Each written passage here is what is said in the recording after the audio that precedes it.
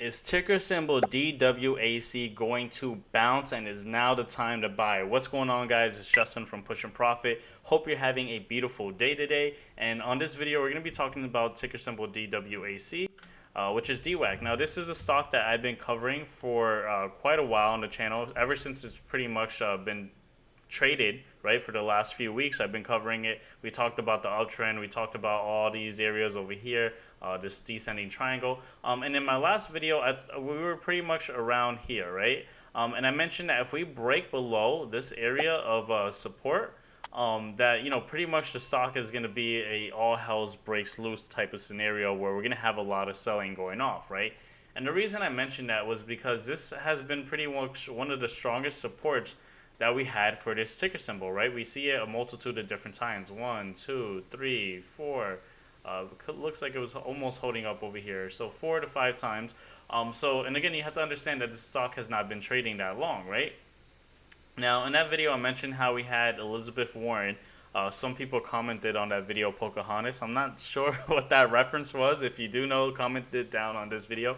But she was, asking the SEC to investigate ticker symbol DWAC, basically kind of saying that the two companies that were merging had talks previously about merging, and she mentioned how it was pretty much a scam to anyone who was trying to buy the stock, and that this was the plan of all along to get this SPAC pumped up and have individuals get trapped. I'm paraphrasing. She said, I think she worded it even worse.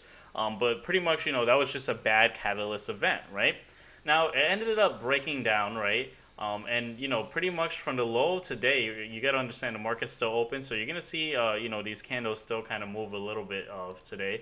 The volume's probably going to be much more lower as we're kind of like 8 minutes from the close of the day. But pretty much the low of today, which was $38.07, if I could kind of get it almost, right here is fine. Perfect.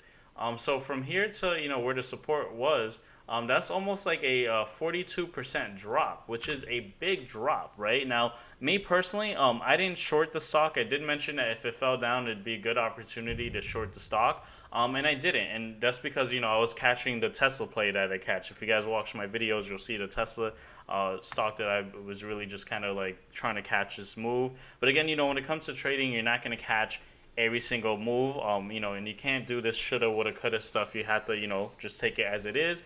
But going forward, we have to talk about, is this going to bounce up or is this going to sell off more, right? Well, I want to cover some more recent news. So on top of, the Elizabeth Warren news going around, we also had, if we kind of look at the SPY, which is a ETF for the, S&P 500, right?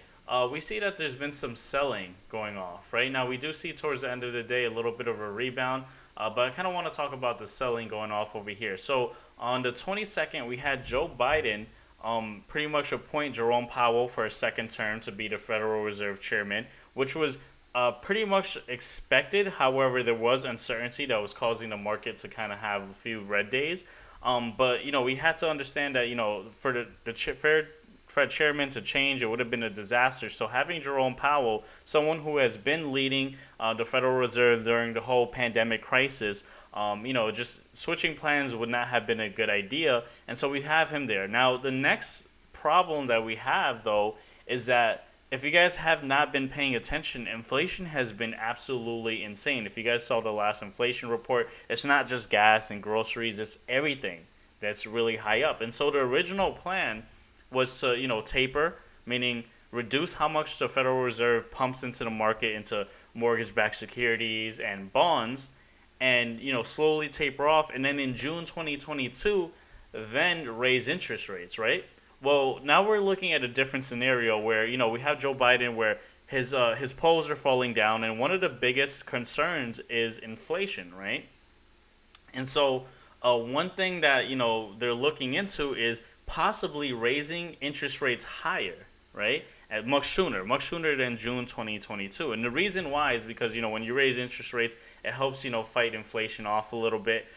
But that's pretty much the scare that's going on, right? So we have, the overall market kind of selling off today. If you even look at QQQ, which is like the NASDAQ ETF, even a bigger sell-off with the tech stocks, right?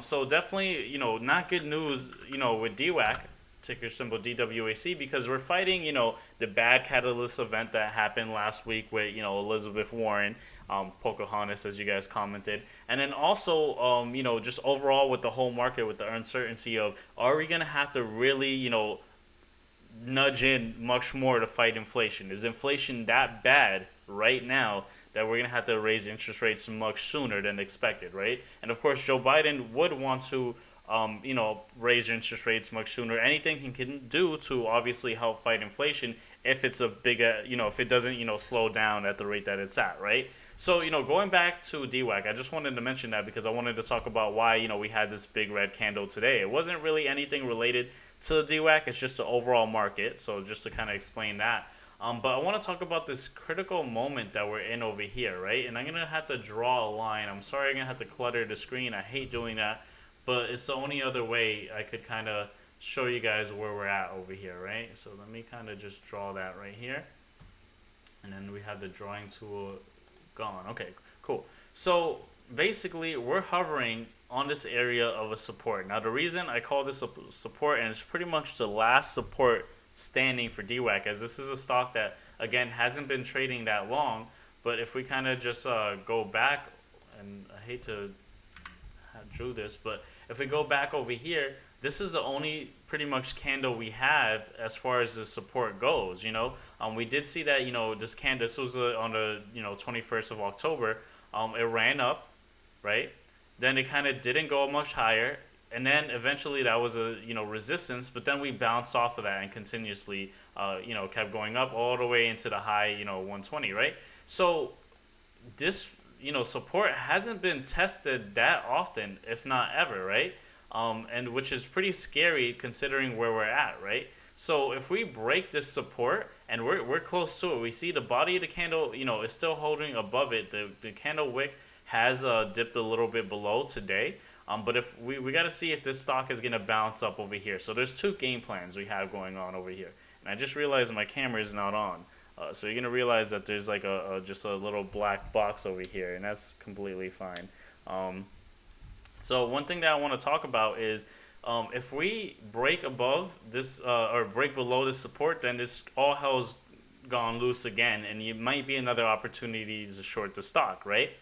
Now, if we do hover around this area, and we're cutting it pretty close, and we break above this exponential moving average at $44 and pretty much $45, we may be starting to see an uptrend, and we could possibly see the next resistance being the previous support, which was around here at $54, which offers a potential almost 19 to 20% return if we do bounce up. Right now, that's if we bounce up, again looking more favorable to breaking down. So as a trader, what you can do is you can simply short the stock, or if you're a long-term investor, what you can do, and this is risky.